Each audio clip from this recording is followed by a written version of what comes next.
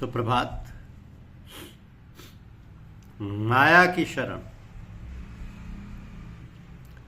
माया की शरण। जो लोग माया की प्राप्ति के लिए माया की शरण में जाते हैं, उन्हें माया ऐसी पटकनी देती है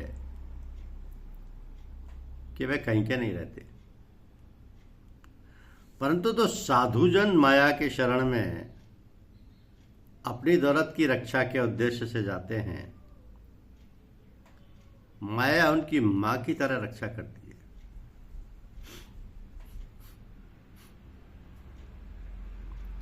इतिहास साक्षी है कि जो संतजन अपने को छिपा नहीं पाए, उन्हें समय के शासकों ने अपनी दुनियावी काम करवाने की गरज से घोर यातनाएं दी। इसलिए एक साधु को अपने को छुपाना बहुत ही महत्वपूर्ण है।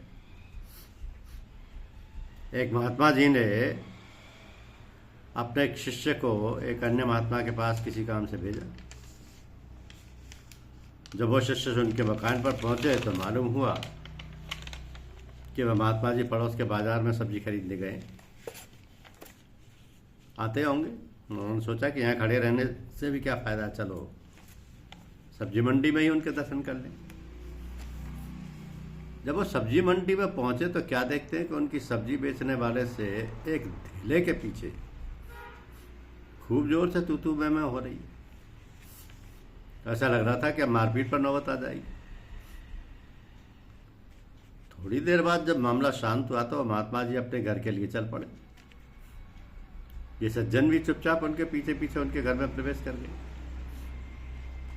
तथा उनके मुड़कर देखने पर उन्हें बाकायदा प्रणाम किया तथा अपने आने का कारण बताया। तो महात्मा जी ने उन्हें बड़े ही आदरपूर्वक नाश्ता करवाया। जब वो नाश्ता कर चुके तब उनके सामने हाथ जोड़कर खड़े हो गए तथा बड़ी विनम्रता पूर्वक निवेदन किया कि मैं बहुत ही हैरान हूं आपके सब्जी मंडी वाले तथा यहाँ पर घर वाले स्वरूप को देखकर। उन महात्मा जी ने मुस्कुराकर कहा कि बेटे, अगर ऐसा ना किया जाए तो अपने को छिपाना मुश्किल हो जाए। अपनी दौलत को छिपाकर रखने के लिए वो सब्जी मंडी वाला स्वरूप धारण करना पड़ता है।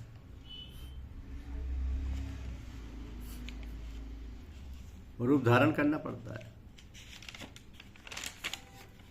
तो जो महात्मा होते हैं उनके अपने अपने तरीके होते हैं। परम संत महात्मा जगमोहन नारायण जी का तरीका कुछ अलग था। आपने कोतवाली रोड पर एक पंसार गिरी की दुकान खोल रखी थी। आप उस दुकान पर एक दुकानदार की ऐसे सड़क की तरफ मुंह करके बैठते थे।